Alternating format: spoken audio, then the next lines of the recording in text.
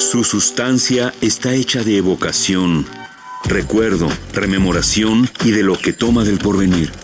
Porque es una parte fundamental de nuestra identidad. Somos nuestra memoria. El programa de Lina que nos lleva de viva voz con los especialistas. Muy buenos días, esto es Radio INA.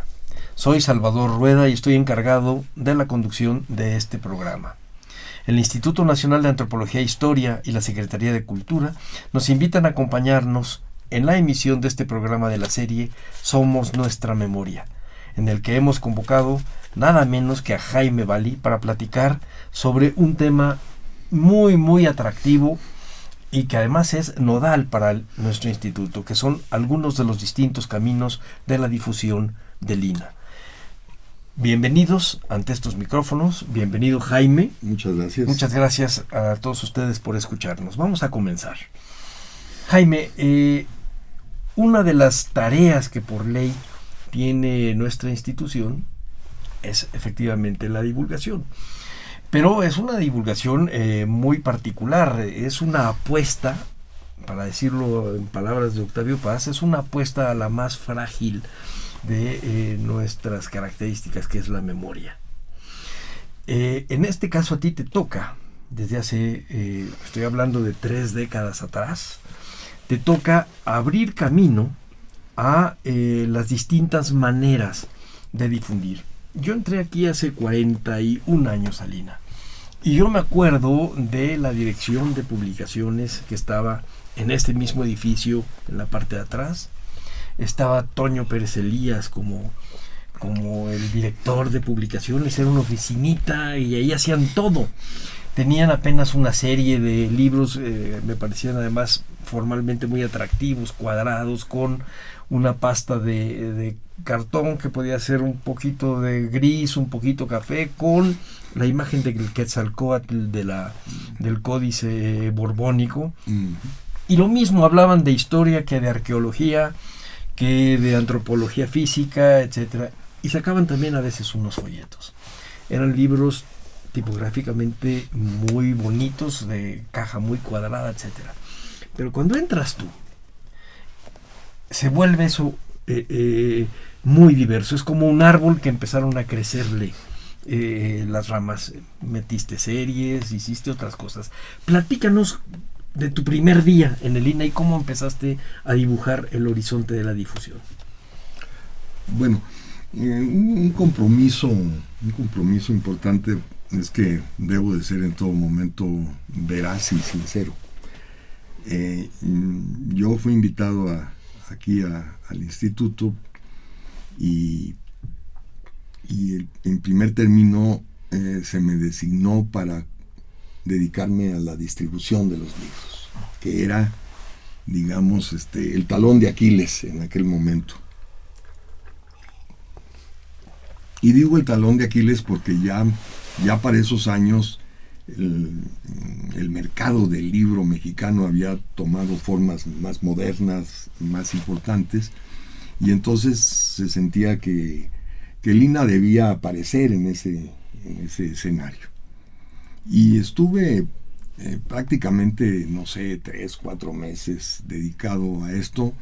Empezamos a incidir en el mercado, colocando las colecciones de Lina en las librerías, etcétera. Estaba alguien que me ayudó, que se llama Gonzalo Camacho, muy activo para este tipo de cosas, y por decir algo, le respondía a la dirección general en esta idea de llevar los libros y que la gente empezara a conocer la obra del instituto en librerías, ¿no? Porque hasta ese momento los libros se adquirían en los expendios de Lina. Dura muy poco esto porque conozco de cerca a Enrique Florescano en una reunión de planeación, y a los pocos días él me llamó y me dijo: quiero que te encargues de crear la dirección de publicaciones. Él era el director general de Lina. Él era el director. Entonces estamos hablando de 1983, más o menos. 82, 83, el primer semestre. Muy bien. ¿Qué ocurre? Que, vamos a decir,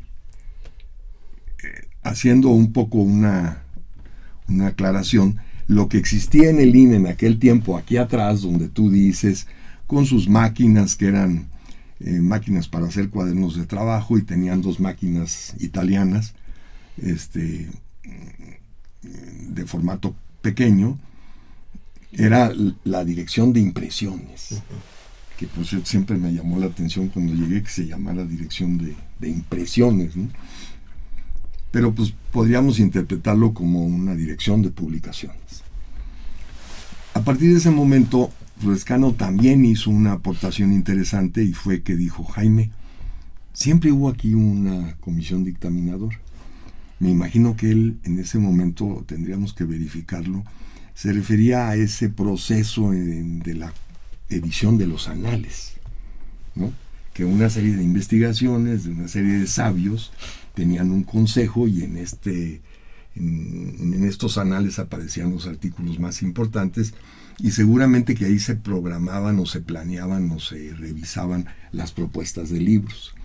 Hay algo que cambia esto y que deja la parte, digamos, de las decisiones a un proceso de otro tipo, más estructural, de decir, ahí van estos libros a la y que se pasen a imprimir o cosas así. Que antes era a lo mejor un poco más contingente, ¿no? Un poco más azaroso. Terminabas un libro, lo ponías en la mesa del director, y algún día el director leía el manuscrito, ese manuscrito era convertido. Estamos hablando de épocas en donde no existen las computadoras, era convertido en tipografía, y hacían finalmente un libro que tardaba siglos en aparecer. Exactamente. Y después en caminar. Y acá con el doctor Florescano, que por ser historiador y haber estado cercano a las corrientes de estudios francesas, sabía que un consejo editorial no solo le respaldaba a la calidad de lo que se estaba entregando, sino también le iba quitando un poco de trabajo al director y de azar a las posibilidades de publicación. Exacto. No podemos hablar de una situación ideal en la creación del consejo que daba el visto bueno o la aprobación, y que era un trabajo serio. O sea, ¿qué hacíamos? Llevábamos las propuestas, estas se distribuían entre la gente que formaba ese consejo, la comisión dictaminadora de publicaciones, y entonces en la siguiente sesión la gente llegaba con el libro y llegaba con un trabajo que decía: creemos que esto le falta tal cosa. Tanto los aceptados como los rechazados requerían de un análisis y de una presentación formal. Esto ayudó, digamos, a organizar. Se agrega después a esto la idea de crear las colecciones. Ya, no existían colecciones, existían cuadernos de trabajo, y lo demás todo era colección científica.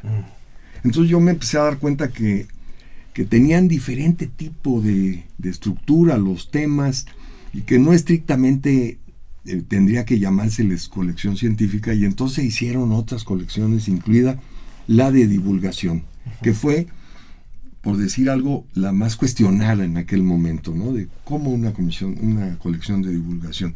Pero finalmente la colección de divulgación funcionó, se llevó adelante, y pienso yo que allí sí hay un punto un parteaguas de la vida editorial, independientemente de que la calidad todavía editorial de las publicaciones tuvo que esperar por un tiempo más, incluso por un tiempo que podíamos referirlo a años posteriores a mi actividad. Pero eran muchas cosas las que había que construir, y ese era nada más un aspecto de la divulgación. Yo, al poco tiempo que estuve aquí, después de llegar, me leí el documento de la presidencia de Lázaro Cárdenas en la fundación del instituto, y por ahí hay algo, no quiero decir textualmente dice así, pero hay algo que leí que me dijo que Cárdenas fundaba la institución para devolver a los mexicanos lo que era de ellos, ¿no? Como decir, vamos a regresar los mensajes, ¿no? O sea, se ha estudiado mucho, pero tenemos que funcionar. Yo creo que son dos puntos interesantes. Uno, la fundación del Museo Nacional es como una visión de nación, Estado-nación, que dice, bueno, si tenemos ya un país y somos independientes, tenemos que tener un museo. Y surge el Museo Nacional, que tiene durante muchos años un carácter abstracto. Es más bien como una idea que no tenía lugar físico, pero tenía lugar en la mente de los mexicanos de esos días y en la mente de los investigadores. Ese es un punto muy importante, ¿no? Creo yo que en el caso de la fundación del instituto, los sabios de esa época, entre ellos Caso, convencen a Cárdenas de que toda una serie de instituciones que estaban disueltas o dispersas, no disueltas, sino dispersas por ahí, se conviertan en una institución que pudiera darle cauce a la investigación, a la conservación y a la difusión de ese gran patrimonio de México. Y yo creo que ese es el mérito de esa ley, ¿no? Que es como un segundo paso muy importante. Entonces, al leerme todo eso, en el sentido de la difusión, dije, bueno, pues entonces tenemos que encontrar caminos para que esto sea eficiente. Y eso podría explicar, claro, no tan organizado mentalmente, pero sí con esa parte de improvisación, eso podría explicar que yo le diera oídos a las preocupaciones de Gabriela, de decir, es que yo necesito recursos para difundir y todo eso. Entonces yo le di curso porque pude decirle al director, oye, necesitamos tener una cabina, pero no está programada. Bueno, el caso es que se hizo la cabina. Una cabina de radio con Gabriela Marentes. Con Gabriela Marentes. Y entonces encontramos un camino para llegar a ¿cuántas estaciones quieres? A 700 estaciones en todo el país. Con los cassettes que iban de 3 minutos, de 1 minuto. Y entonces a mí me parece que eso es un paso interesante, ¿no? O sea, no solo los libros, ya estamos hablando de otro Exactamente. Ese es un camino. Otro camino es el de la visualización, en el sentido de que aparecieran en diversos lugares imágenes vinculadas con el INA. Y recuerdo como primera colección, una colección de carteles de fondo negro que hice de diferentes lugares del país, arqueológicos, y luego otra que hizo de repente me voy a decir pero en realidad esto fue resultado de un trabajo muy, muy colectivo, indudablemente que todavía eran métodos muy artesanales de organización del trabajo, pero tenían esa virtud de que era muy participativo. La puerta de la oficina cuando estuvo aquí o cuando estuvo allá siempre estuvo abierta, no había que, de repente se me juntaba mucha gente y era una característica de que el que llegaba también opinaba, ¿no? Entonces hizo la colección, varias colecciones de carteles que después ya se volvieron más finas y mejor hechas, etcétera, etcétera, para exposiciones grandiosas que ha hecho la institución, pero que en ese tiempo empezaron como una idea, ¿sí? Y hay una anécdota, un antropólogo, no un antropólogo, un conservador, Díaz Berrio, me trajo para una colección de monumentos, me trajo una foto del Teatro Ángela Peralta en Mazatlán. Sí, que era además su especialidad, el arquitecto. Exactamente. Salvador Díaz Berrio, extraordinario personaje. Entonces esa foto era un teatro medio destruido, con una marquesina que se le había caído el letrero porque había sido cine. Y le dije, oye, pero esto... Me dijo, sí, pero esta es la cosa de la conservación, que la gente sepa que tenemos algunas cosas abandonadas. Entonces se hizo ese cartel, se distribuyó. Y al poco tiempo, pasando los años, no al poco tiempo, sino muchos años después, me habló una comisión de Mazatlán para invitarme a la inauguración de la restauración del Teatro Ángela Peralta en Mazatlán, que recientemente estuve ahí, que es una preciosidad. Y ellos dijeron, gracias a la aparición de ese cartel que publicó el instituto, a nosotros como ciudadanos de Mazatlán nos dio vergüenza, nos organizamos y restauramos el teatro, y por eso lo estamos invitando. Desgraciadamente había otras tareas, no sé qué, y no pude ir, pero lo pongo como ejemplo de la influencia que tiene un mensaje radial, un mensaje impreso, ¿sí? O el proceso de democratización de los archivos, como es el caso de la fototeca del INA, que también corresponde a esa época, al momento que empezamos a hacer la captura digital de las imágenes y la posibilidad de que se abrieran más accesos a cualquier ciudadano, como uno de a pie, para acceder, y que no hubiera un ritual tan... O sea, la fototeca dependía del área tuya. También. Okay. No, dependían tantas cosas que ahora me parece asombroso, ¿no? Y también el taller de reproducciones, el taller de impresión. O sea, ¿qué hicimos?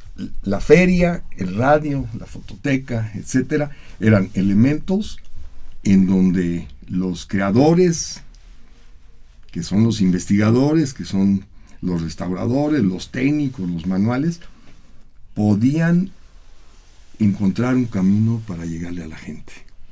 O sea, dejaba de ser, y esto es demasiado pretencioso y puede ser que alguien piense que no es así, pero el INA aparece en el escenario con más fuerza, ¿no? Siempre la tuvo, indudablemente, siempre la tuvo, ¿no? O sea, tener descubrimientos como el de Palenque, de Ruz Luliero, el de Caso en Oaxaca, etcétera, pues era... Pero te voy a dar mi opinión, y es una opinión personal. Sí. El INA no era el que tenía tenían presencia sus intelectuales, es decir, era Caso, era Ruz, sí, era Bernal, era el doctor Romano, ¿me entiendes? Era Dávalos, era Kirchhoff, pero a partir de los años 70, cuando entran muchos antropólogos e historiadores, arqueólogos jóvenes, el INA empieza a tener cuerpo de institución, y efectivamente hacía falta un área como la tuya que le diera palabra a la institución y no a los grandes pensadores. Entonces, creo que, vamos a ir ahorita en orden, creo que lo primero que pasó, y es una opinión mía vista a la distancia de casi 40 años, 30 y tantos, lo primero que sucede es que hay un horizonte de publicaciones absolutamente diverso que no había. Hay colecciones y series de colecciones, hay revistas, se empiezan a publicar muchas cosas, se empiezan a mover lentamente, eso sí, era un problemón que ya después vamos a platicar. Claro. Pero empieza a generar a un consumidor que ahora lo podemos ver con todas las revistas que hay sobre historia y sobre arqueología, pero en aquel momento no había más consumidor que nosotros mismos. Me gustaría que platicaras un poco de ese horizonte. ¿Cómo lo veías tú? Es decir, ya no las voces de los grandes pensadores, sino de los jóvenes investigadores, que a veces eran muy conjeturales, así nos fue. Claro. ¿Cómo le hacías para publicarnos? ¿Cómo aguantabas que te estuviéramos presionando? ¿Cómo aceptabas o no ideas? Bueno, yo creo que sobre todo en aquellos años, desconozco hoy si sigue existiendo la misma situación, pero en aquellos años el investigador yo lo sentía muy cerca de mí, ya fuera para decir quiero publicar esto, o por qué no has publicado, o por qué no te... Había casos como el de por ejemplo, Tita Braniff, ¿no? En paz descanse, que terminamos siendo entrañables amigos, pero que ella, ¿qué pasó contigo, no? O sea, yo era visto así como alguien que podía correr al lado de los irresponsables, ¿no? Pero con el tiempo se fueron afinando estas cosas, ¿no? Y así tuve la relación con los investigadores, con esta puerta abierta que consistía en que pues el reclamo era directo, o sea, ¿por qué no ha salido?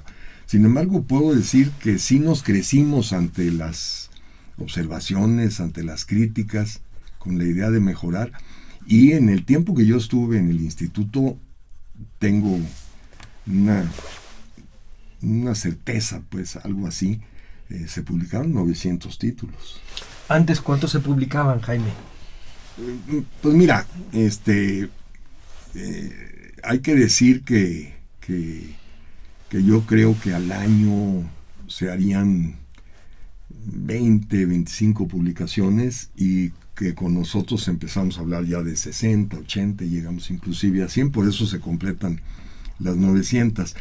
Tengo que reconocer, porque hay que apegarnos a la verdad, que tardó mucho tiempo en conformarse bien un equipo de edición, y que años después, sobre todo después de que yo me fui, empezó a aparecer dentro del aparato de edición personas más calificadas, y de alguna manera la edición del instituto mejoró sustancialmente, y he visto en los últimos tiempos algunos libros muy bien hechos por el instituto, o sea que sí ha habido un crecimiento de la calidad en muchos sentidos, y me da la impresión que también por la diversidad de títulos y todo, pues que el mapa de investigación se ha extendido, aunque yo tendría mi opinión acerca de algunos puntos en que sí sería necesario hacer hincapié para cubrir esa responsabilidad de editar obras que contribuyan al conocimiento de nuestra historia o de nuestra arquitectura, o lo que tú quieras, ¿no? O sea, hay campos que tendrían que cuidarse más, ¿no? Bueno, eso ya estamos yéndonos al presente. Vamos otra vez a viajar un poquito a tus tiempos. Sí. El universo editorial de Lina era de 20, 30 libros, 30 títulos al año. ¿Y qué tirajes tenían? Pues normalmente el instituto tiró... hubo un tiempo que con los cuadernos de trabajo se tiraban 200, 300 ejemplares, 500, y en los libros de la colección científica se tiraban 1000 ejemplares. Yeah. Sí. En realidad otra cosa importante fue cuando se hizo una obra que me parece muy importante, aun cuando su calidad no sea extraordinaria, por motivos de tiempo y de compromisos con la editorial con la que le editamos, fue el Atlas Cultural de México.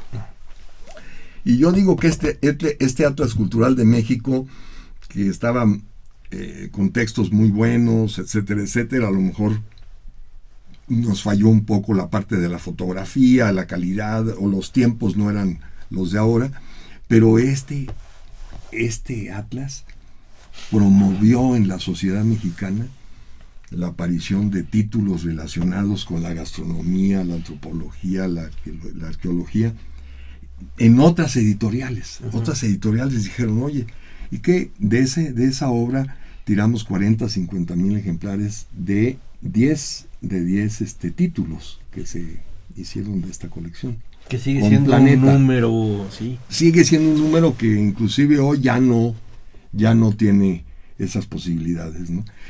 Historia Gráfica de México, que también es una obra que se hizo con Enrique Florescano, también tuvo un tiraje, y se hicieron 2 ediciones de esta obra. O sea, siento que en ese campo también el INA hace una aportación en cuanto a los procesos de edición, divulgación, mejor planeados, mejor llevados, ¿no? Un punto, digamos, culminante de eso puede ser definitivamente, y también me tocó en suerte prepararla y desarrollarla, que es la revista de Arqueología Mexicana, ¿no? En donde tuve una participación editorial, y que desde luego es un hito la arqueología, ¿no? Porque el brinco fue, como lo estábamos comentando hace un rato, de las palabras de los especialistas, dichas para especialistas, con un movimiento de libros y de textos mucho más lento, más pausado, a de repente un boom en donde estás creando un consumidor que se cuenta por miles y que además tienes que mover rápidamente los libros. Digo, Arqueología Mexicana es un ejemplo de cómo la gente está ávida de saber lo que está sucediendo en el campo de la arqueología, y la gente que lee esa revista difícilmente lee los libros especializados de los arqueólogos. Exacto. Y conoce a los arqueólogos porque ellos hacen ese doble discurso. Pero hay un demiurgo, y ese demiurgo es el editor. Claro, claro. Yo creo que el mérito de todas estas cosas, debo aclararlo, es un mérito colectivo, un mérito grupal, en donde participaron muchas personas, ¿no? Y en el caso de esas colecciones, pues están los autores, ¿no? Que son investigadores prestigiados del INAH, y están los autores de la colección de historia, que es de la Dirección de Estudios Históricos, y está los arqueólogos al lado de la publicación de la revista de arqueología y de su trascendencia. Digamos que nosotros, los que estábamos en la parte de gestión editorial, de planeación editorial, lo que estábamos era creando instrumentos que le permitiera a los investigadores encontrar cauces para dar a conocer sus trabajos a un público más amplio. Hoy tú te encuentras con alguien y le mencionas, sí, que la revista Arqueología, sí, la compro, sé que eso es muy interesante, ¿no? Igual ocurrió con esta revista que después también hice junto con Alberto Sánchez, que es la de Relatos e Historias en México, ¿no? Y que ahí siguen, y que son de las pocas presencias de espíritu cultural, por decir, con un refinamiento, que quedan en el mercado, ¿eh? O sea, asomémonos a un puesto de periódico, te va a llamar la atención la revista de arqueología, sus ediciones especiales con temas muy específicos de la arqueología y la antropología, y la de relatos, y hay otras 2, 3, pero sigue siendo una presencia muy importante la del trabajo de los investigadores, que se manifiesta impresa en rotativa. O sea, pasamos de la prensa plana de 1,000, 2,000, 3,000 ejemplares a la rotativa de 20,000, 30,000 y 40,000. Y eso es muy importante y tiene mucha trascendencia en el caso de arqueología, incluso internacional. Creo que la revista de arqueología está considerada una de las mejores en el mundo por su contenido y por su diseño. Y en el caso de la de relatos, lo que sí a mí me consta es que igual la puedes encontrar en cualquier latitud, en todos los puestos de periódico, en cualquier latitud del país. Es decir, estás pensando efectivamente que hay un lector de arqueología y de historia, que antes era solamente el pequeño círculo muy, muy cerrado aquí en la Ciudad de México y quizás en algunos 2 o 3 ciudades del país. O sea, esto que ahora ya nos parece cotidiano, en realidad alguien lo tuvo que haber imaginado y ensayado con pruebas y errores. Yo recuerdo cuando García Moll, un día platicando precisamente aquí en la cabina, decía, bueno, el instituto a veces se tiene que mover por instinto, se mueve con prueba y error, a veces nos sale bien y entonces seguimos adelante, y de repente nos sale mal y no podemos deprimirnos, tenemos que buscar otro camino. Y eso ha permitido que en los últimos 30 años el abanico de divulgación de la institución se haya abierto a muchas cosas. Ahora ya sale, creo que tú también abriste eso, lo de los discos, la música, la música en primera intención, es decir, no la música refinada, sino la música tal como debieron haberse oído en las tertulias o se oyen en las fiestas populares, la que rescatan los arqueólogos, etcétera. Platícanos un poco de esta parte. Bueno, ahí yo creo que hay una larga historia y que tiene que ver con personas extraordinariamente dedicadas al fenómeno del testimonio musical de México, ¿no? Que está Arturo Barman, está en ese grupo también muy importante Irene Vázquez, está Tomás Stanford y está Heller, algo así. Se me va el nombre de pila de él, pero son personas que hicieron la recopilación en grabadoras todavía de alambre, unas cosas increíbles, ¿no? Ya cuando yo llego aquí ya se hacían las grabaciones, se empezaron a hacer en ediciones de discos, en acetatos de 33 revoluciones. Sí, yo recuerdo de una edición de Los Cristeros que sacaron Irene Vázquez y Alicia Olivera, de música de la cristiada. Exactamente. Entonces, yo creo que Irene Vázquez jugó un papel muy importante por su perseverancia y porque de alguna manera en la parte de asignación de recursos, de repente la fonoteca tenía que reclamar para que le pudieran asignar y en cierta medida yo hice una relación importante con Irene Vázquez, que empezó álgida porque ella no era digamos una persona que tuviera mucha paciencia con las personas que no atendíamos bien las cosas, por decirlo de alguna manera. Pero finalmente ella recibió ese apoyo y creo que también está en la transición del acetato a los volúmenes actuales que tenemos, ¿no? CD, sí. Ella logra contactos finalmente de que se iban a coeditar con otra gente, pero era muy cuidadosa de la parte patrimonial, de cuidarlo del instituto. Entonces esas ediciones se hicieron por el instituto y les corresponde a ella, a Barman, a Stanford, a todos ellos.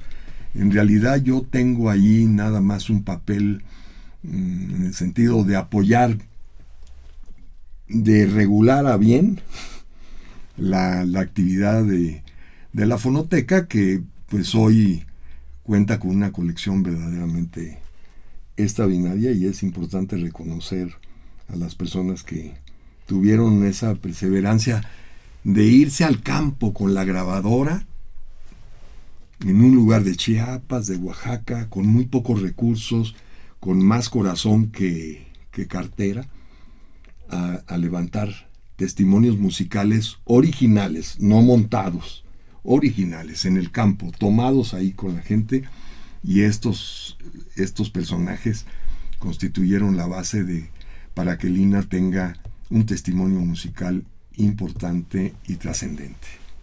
En este abanico de autores estaría Gabriel Moedano, por ejemplo. Desde luego, él es del grupo fundador.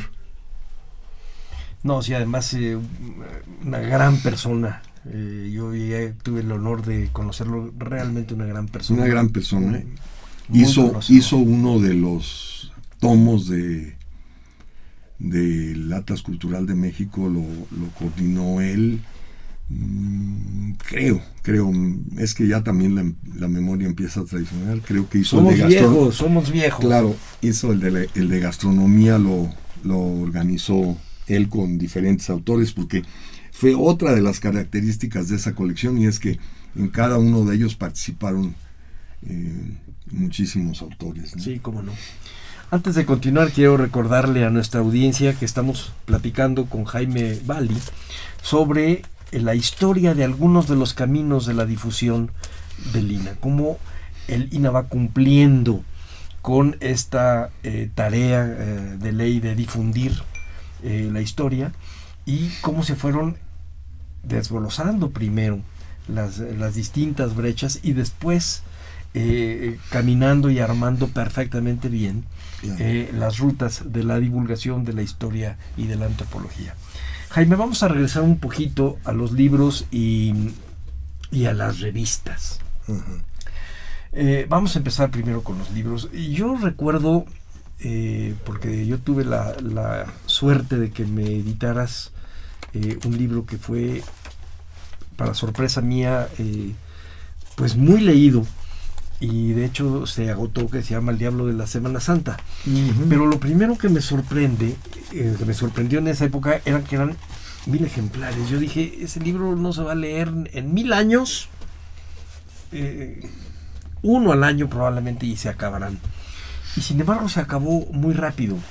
Y había otro tipo de libros, tú nos lo decías, que se movían lentamente. Y entonces uno de los problemas que tenían ustedes que resolver era cómo distribuir y cómo hacer que se movieran, porque si se quedan en el depósito, hay un costo de tenerlos almacenados, y entonces empiezas a generar un problema que no tenían ustedes en mente.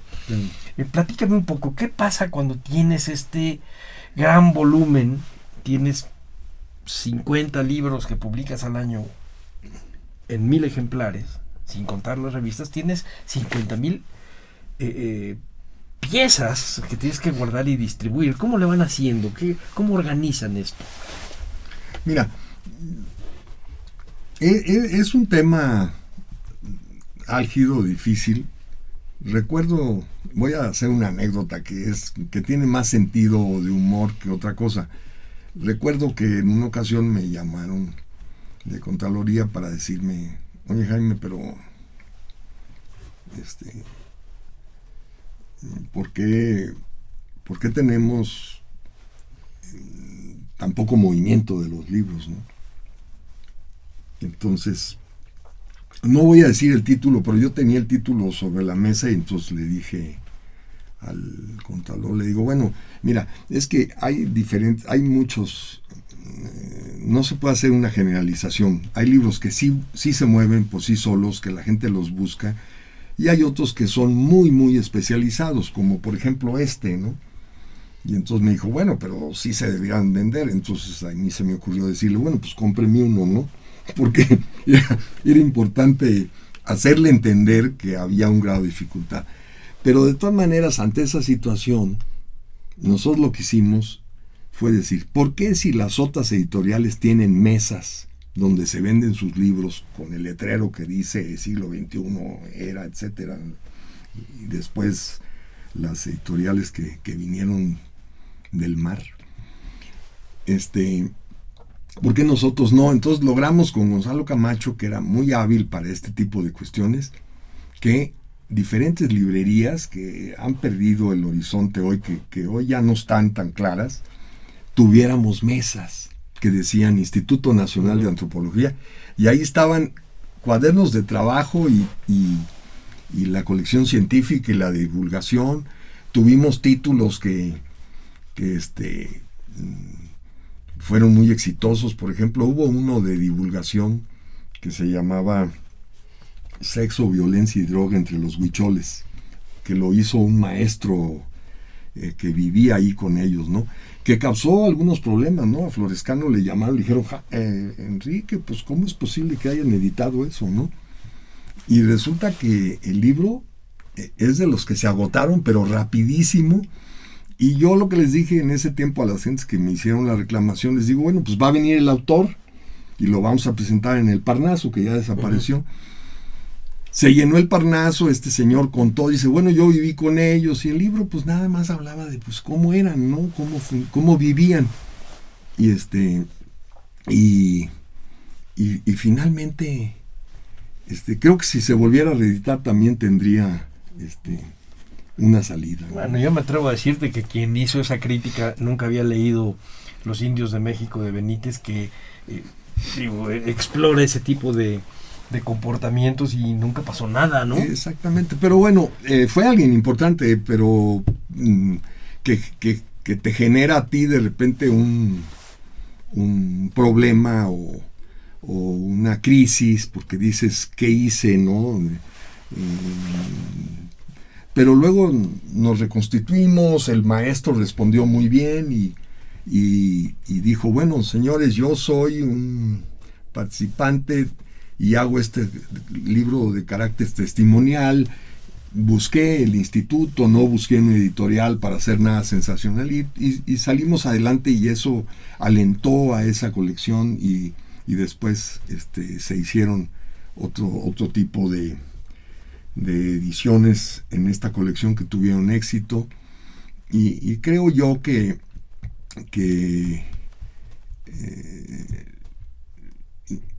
es muy difícil aquí en Radio INA, contigo, ¿no? Que yo me pudiera atrever a decir cosas que no fueran ciertas, porque la gente nos conoce y sabe que en esa ruta tuvimos aciertos y también tuvimos errores, ¿no? Sí, como te decía yo, que decía Roberto García Moll, ¿no? Me acuerdo de esa vez que estaba comentando lo de nosotros nos movemos así, como sonámbulos, acertamos y nos equivocamos, acertamos y nos equivocamos. Después del doctor Florescano entra al INA a dirigirlo Roberto García Moll. ¿Trabajaste con él? Trabajé muy cerca. ¿Qué fue lo que armaron? ¿Qué cosas nuevas armaron? Bueno, armamos la cabina, que era como una... Realmente estábamos esperando, en los últimos meses de la administración del doctor Florescano, se empezó a gestar una relación con esta área, porque yo venía aquí de visita. En ese tiempo estaba directora Fredel Román, ¿no? Que sí era como para venir a verla, ¿no? Y estaba también la lindísima Gabriela, y oía yo algunas cosas, pero pues no teníamos así claridad, ¿no? Y tampoco sabía yo si después yo iba a seguir aquí en este instituto, y me quedé. Y de las primeras cosas que hice fue venir a platicar con Gabriela y a preguntarle, bueno, a ver, dime, ¿qué pasa? No, pues no tenemos que estar yendo a grabar a Radio Educación o a lugares que nos prestan, era muy difícil, tenía muy pocos recursos, y entonces yo le dije, vas a tener una cabina. Ella, me imagino que en ese momento dijo, bueno, está prometiendo, pero quién sabe si. Y efectivamente, en cuanto hubo una posibilidad, se transformó este local, se hizo la cabina, se compraron los equipos necesarios en ese momento, y se trajo también un técnico, un operador,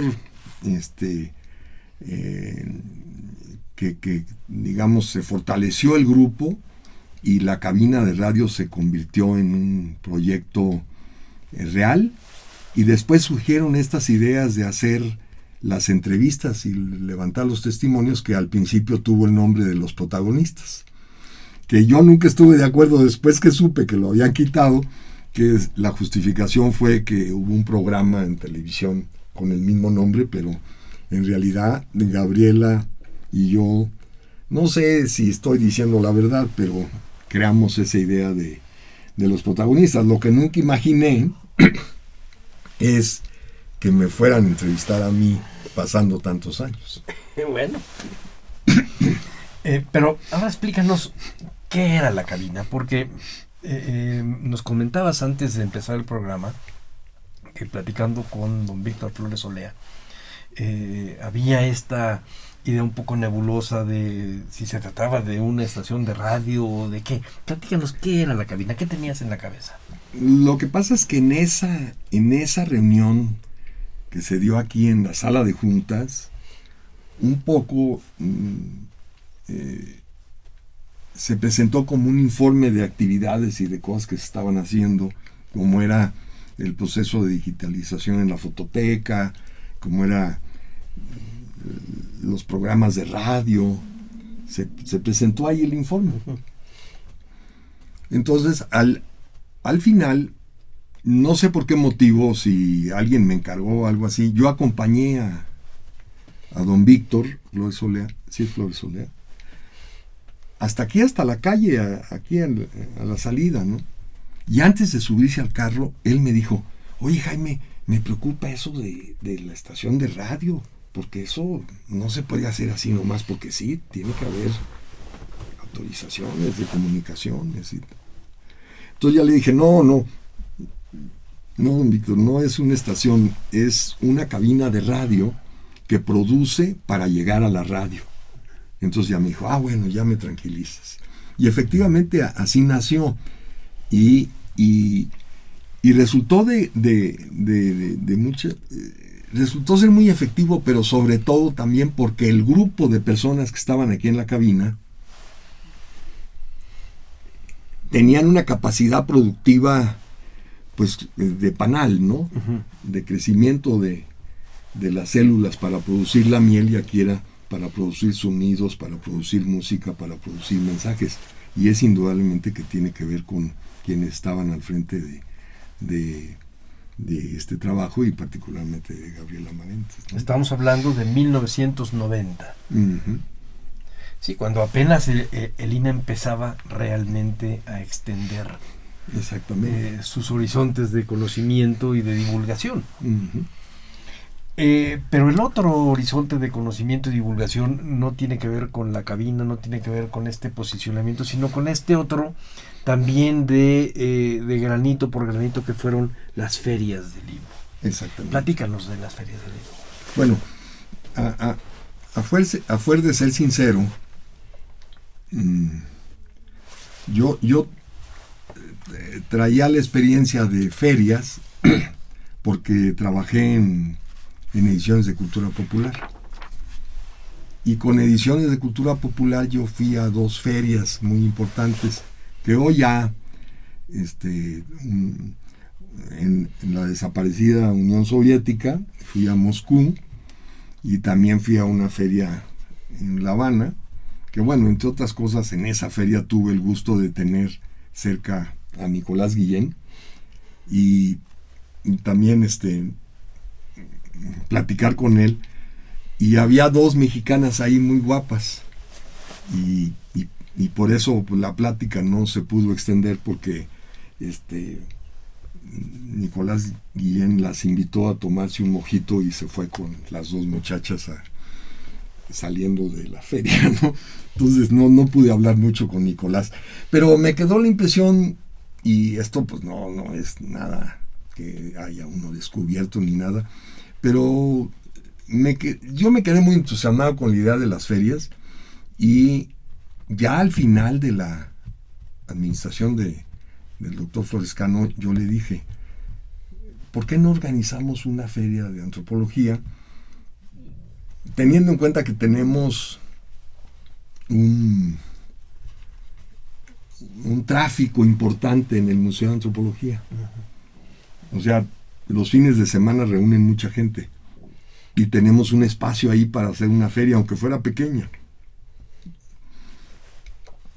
Y él me dijo, no sé por qué, pero él me dijo, no, Jaime, no creo que funcione, o sea, es algo muy especializado. Y me quedé con ese mensaje, ¿no? Pero cuando ya empezó la administración de García Moll, planteé de nuevo el proyecto de la feria, y él me dijo, adelante, y ya le hicimos con una característica, que la hacíamos en el museo, en la sala de exposiciones temporales. Desde luego sí causábamos mucho problema al ocupar esa sala, pero tuvimos también el apoyo de la dirección del museo, y pudimos hacer estas ferias, que las primeras 5, no me acuerdo si las primeras 5 o 6, la llevamos también a provincia. ¿No? O sea, es una feria que al terminar, como el INA tenía un Torton o 2 Torton, camiones grandes, ahí subíamos todos los libros de todas las editoriales que habían participado en la feria, y nos fuimos a Oaxaca, a Yucatán, a Tijuana, a Ciudad Juárez, pueblos. Fuimos a muchísimos lugares. Pero ahí también hay una aportación del instituto, ¿eh? Después existen ferias de libro en Tijuana, ferias de libro en Ciudad Juárez, ferias de libro en... O sea, el INA llevó esta feria y las personas que participaron en esto o que estaban cerca o que tuvieron noticia de esta situación, dijeron, pues vamos a hacer ferias regionales. Y hoy todos los estados tienen su feria del libro, ¿no? Pero en aquel tiempo, si se quiere buscar las fechas, no había este tipo de actividad y tenía otra ventaja, que como el traslado de libros a los estados te cuesta un buen dinero, al llevar nosotros los libros en el Thornton, instalar la feria en la aduana de Ciudad Juárez, por ejemplo, ¿no? Al final, los libreros de Ciudad Juárez compraban los libros que ya estaban ahí.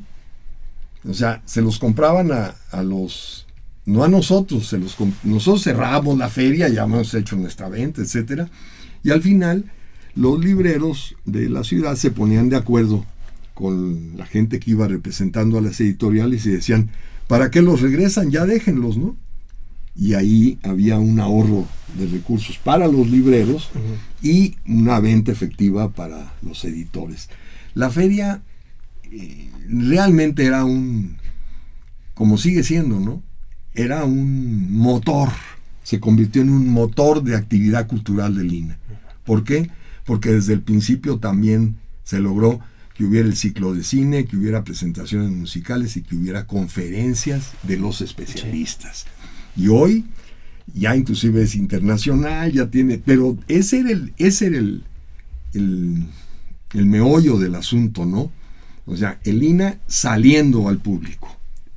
Y desde luego que cuando veo hacia atrás digo, no sé ni cómo lo hicimos, porque no se trata de que ya nos habían asignado un presupuesto para hacerla, no. Simple y sencillamente un grupo pequeño de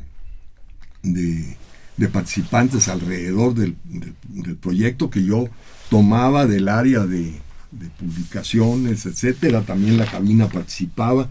O sea, logramos tener con muy pocos recursos 6 ferias especializadas. Exacto. Invitando a todas las editoriales de antropología e historia, y resultó que pues eran muchas. Y hoy si se va a ver la número 30 y tantos de la feria del libro, pues ves que en el museo se presentan muchísimas editoriales y muchísima gente que produce alrededor de los temas de la antropología e historia en México. Creo que la feria sí es es una verdadera feria, ¿no? Y funciona un poco como las ferias antiguas, es decir, llega en una fecha exacta, pero lo importante es toda la actividad que va generando alrededor. No es tanto el llegar y plantarse ahí, sino que genera un ambiente en donde alguien que va a consumir no solo ve y puede comprar libros, sino va a las conferencias, se entrevista con los autores, es decir, hace una serie de cosas, se convierte realmente en un acontecimiento. Tiene un impacto muy fuerte y lo comprobamos el día que inauguramos, y de la parte allá de la dirección salió, en el momento que se terminó el discurso y no sé qué, salió de esa parte la banda Mije de Oaxaca. Invadió el museo, invadió con su música el museo, y realmente fue un proceso muy emocionante en donde la gente sintió que ya estábamos ahí, que estábamos presentes, y que lo que era importante es que el instituto lograba hacer uso de su espacio para transmitirle a la gente que visitaba el museo esta cuestión que tenía que ver con el conocimiento de la antropología, la historia, por diferentes medios, ¿no? Conferencias, libros, conciertos, etcétera. Vamos a llegar hacia el final del siglo XX, la administración de María Teresa Franco. Ella también tiene una particular idea de lo que se tiene que difundir y cómo. Muy pragmática. Recuerdo que se ajusta en las comisiones editoriales cambian los formatos de revistas como historias, empieza además nos obliga un poco a ajustarnos a los esquemas internacionales, etcétera. Este proceso te implica a ti también hacer algunos ajustes, y me imagino que algunos sinsabores también. ¿Te acuerdas de algún ajuste importante de ese periodo final del siglo XX y de algún sinsabor? Bueno, hay que tomar en cuenta que María Teresa ha sido siempre muy, muy activa, ¿no?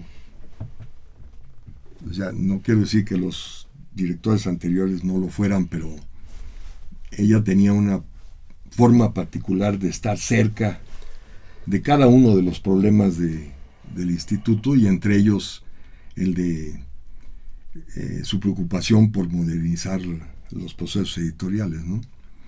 Una cuestión importante que recuerdo con ella fue el día que me llamó y me dijo: Jaime, necesito una propuesta para hacer una revista de arqueología. Y entonces, con otras personas, se preparó por un lado una maqueta y por el otro lado el contenido de 10 números, ¿no? En ese contenido de los 10 números me ayudó Enrique Vela. Uh-huh. Y en el diseño de la maqueta de aquellos tiempos todavía, en donde se maqueteaba pegando, etcétera, etcétera, Alberto Sánchez. Uh-huh. Y le presentamos a Tere, a María Teresa, se lo presentamos en un evento en el Castillo, ¿no? En el Museo de Historia, en tu museo, ¿no? Por llamarle de alguna forma. Ahí se lo presentamos a ella y a Rafael.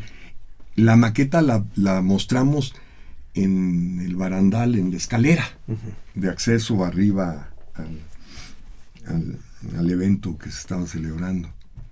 Y ahí se dio el visto bueno en general, así, y luego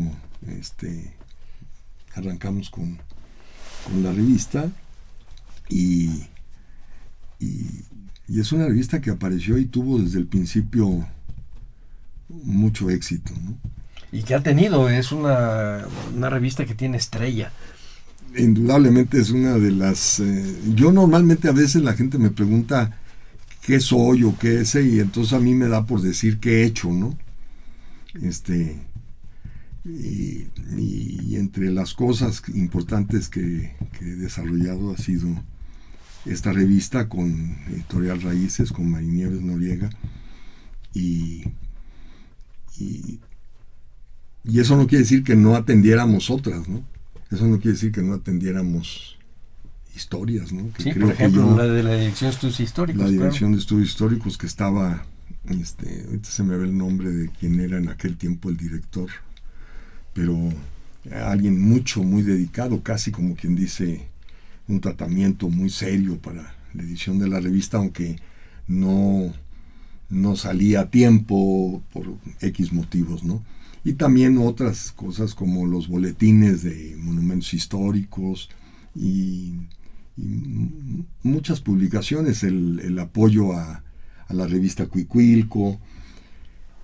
Sí, ese campo de las revistas empieza a tener ya una transformación, y que ahora que estoy montando la muestra esta de la contribución bibliográfica, hay un apartado digital donde salen todas las revistas, y me he quedado impresionado con la cantidad de revistas que hay y que se han hecho.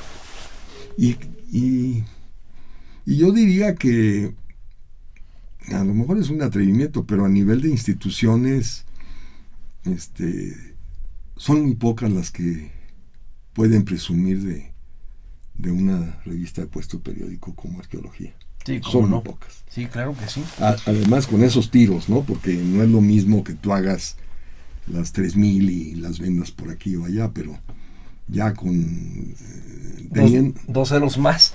Sí, la rotativa, darle respuesta a la rotativa y la rotativa hace posible que la revista salga a un precio accesible para el público. Claro. ¿No? No solo con Tere Franco se hizo esto, tengo idea, si no me equivoco, que también la pequeña dirección de impresiones que tú tomaste al principio se convierte en una coordinación nacional, es decir, tiene otro peso. Bueno, la Coordinación Nacional de Divulgación, de Difusión, surge con Roberto García Mora. Ah, con Roberto. Sí. Podríamos decir que es la primera coordinación. Ah, ok. Y automáticamente después, me imagino, el sector de planeación dijo, bueno, pues entonces también tiene que haber y esta, ¿no?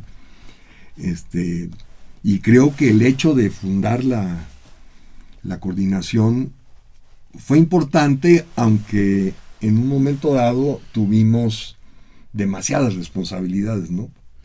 Fototeca, fonoteca, cabina de radio, taller de reproducciones, taller de impresiones, la feria, o sea, es muchísimo, ¿no? Muchísimo para la estructura que teníamos, ¿no? Y bueno, creo que hoy casi todo eso sigue funcionando, ¿no? Y las coordinaciones en general en el INA han servido como una plataforma de organización del trabajo, y esto viene a colación con algo que decía yo, que si tú tienes planeación y tienes plan de futuro y tienes lo que pudiera ser una especie de radiografía del instituto en todos los campos, que podrían ser la especialización, los diferentes ámbitos de publicaciones, los diferentes ámbitos de investigación, pues tú podrías ir llenando el mapa, ¿no? Podrías ir poniendo puntitos. Ya hicimos el edificio, Monumentos ya hizo el edificio de la antigua oficina de correos de Chihuahua, construida por don Porfirio, ¿no? O ya hicimos tal cosa en otro está. Podríamos pensar que hay un mapa y que el instituto desde hace muchos años ha ido llenando o sea, si se ojea el catálogo publicado en 2010, ese catálogo te sorprende de la cantidad de títulos y de temas que los investigadores han abordado, ¿no? O sea, hoy más que nunca es más factible que tú puedas hacer un mapa de la vida y la obra del instituto con los métodos que hay ahora, investigar en dónde hay que poner énfasis, ¿no? Bueno, te hiciste a un lado cuando te preguntaba de los sinsabores. Vamos a que me platiques una jornada de trabajo, digamos, hacia 1995. ¿Cómo era? Llegabas a trabajar, tenías que ver qué libros, cómo revisabas pruebas, qué cosas te gustaban, qué cosas no te gustaron. Platícanos un día común y corriente de alguien que se encargó de abrir el camino de la difusión en el INA. Bueno, en realidad al generarse esta idea o sea, la etapa con el doctor Florescano es una etapa que está más concentrada en tener un buen taller de publicaciones y que funcionara, y crear las bases para el desarrollo de una producción continua de libros, de colecciones, etcétera, ¿no? Pero al crearse la Coordinación Nacional de Difusión, de alguna manera mis responsabilidades se abrieron. Entonces tenía yo que estar viendo la feria, la cabina, la fototeca, eso no solo, el taller de impresiones, el taller de reproducciones, eso no solamente implicaba hacer los planes y proyectos de todo eso, ¿no? Yo tengo por ahí una libretita de cuando arranqué con ese proyecto, donde puse algunas cosas que tenían que ver precisamente con los temas que iba a tener la Coordinación de Difusión, y esos temas en grande constituían ese fenómeno que tú dices de un día, ¿no? En el que podía llegar un investigador a decir que ya hacía mucho tiempo que había entregado, que la comisión dictaminadora había aprobado el libro y que pues, no veía dónde estábamos, ¿no? Entonces era necesario traer el material para que lo viera y darle la confianza de que sí se iba a realizar. O podía entrar Irene Vázquez intempestivamente para decirme: es increíble, Jaime, lo que está ocurriendo con el último disco, en donde pues no se han asignado los recursos necesarios para que esto salga adelante y tú eres el responsable de que esto no esté sucediendo. O tener una llamada en donde alguien en un centro regional, alguien que me hable y me dice: oye, Jaime, dicen aquí que tú estás en la luna. ¿Sí me entiendes? O sea, que fue una cosa muy simpática, ¿no? Porque fue alguien que estaba al frente de una dirección de centro regional en un estado, que en una asamblea donde quién sabe qué salió a relucir, y entonces ella dijo: bueno, con Jaime no se puede contar porque él está en la luna, ¿no? Entonces, bueno, esa era la impresión de esa persona. Pensaba que yo estaba en la luna, seguramente algunas actitudes distraídas de mi parte o algo así, pero a mí en ese momento pues sí me dio mucha risa, porque dije: bueno, sí tiene algo de razón, ¿no? Sí he estado en la luna, ¿no? Entonces, bueno, ese, aun cuando sea de cómico, humorístico, sí son sinsabores, ¿no? Sí, como o sea, no. Que tú estés dedicado así, pero totalmente a eso, y que salga lo siguiente, ¿no? Y luego hubo otra cosa, y es que en una revista de circulación salió una cosa cuando terminó la administración de García Moll, salió un reportaje en donde se hablaba de que, pero sí, como el periodista, que nunca se me ha olvidado su nombre, decía: y es que a Jaime Valli no le aparecen algunos libros, ¿no? Salió en la revista Proceso el artículo, y luego pues yo hablé con la revista Proceso y les hice una respuesta y llamé al Contralor para que pues, se revisara eso que se decía, ¿no? Era verdaderamente absurdo que yo me pudiera llevar libros de Lina a mi casa con objetivos comerciales, ¿no? O sea, no era posible. Y esta aseveración estaba basada en que cuando tú tienes un almacén que surte, y los seres humanos que trabajan ahí se encargan de contar los libros que mandan a los diferentes expendios del país o a las librerías que nos compraban, pues a la hora de hacer la salida, donde decía 10 libros, habían puesto 11. O al revés, donde decía 10, habían puesto 9. Eso genera una sumatoria a final de año que dice: faltan 215 o 150 libros, ¿no? Pero que era el resultado de un proceso de verificación mal realizada, pero que el periodista entendió que Jaime Valli no sabía dónde estaban esos libros, una cosa así como generando en el lector de que pues, yo me llevaba... La sospecha, claro. La sospecha de que yo me llevaba los libros, pero nada más. Bueno, ojalá te hubieras llevado el diablo de la Semana Santa. Sí. Serías pobre de solemnidad. Sí. Pues muchas gracias a Jaime Valli, muchas gracias a nuestro auditorio. A nombre de Radio INA, Salvador Rueda da por terminada esta emisión del programa, agradeciendo profundamente la generosa participación otra vez de ti, Jaime, para platicar sobre este tema de los caminos de la difusión del INA. Gracias a nuestros escuchas por su atención, a quienes les sugerimos consultar más de nuestra producción a través de www.radio.ina.gov.mx. En la realización, la Dirección de Medios de Comunicación a través de la Subdirección de Radio del INA con Gabriela Malentes al frente. En la producción, Evalnivaldo Morales, y en los controles técnicos, Joel Cuautle. Muchas gracias.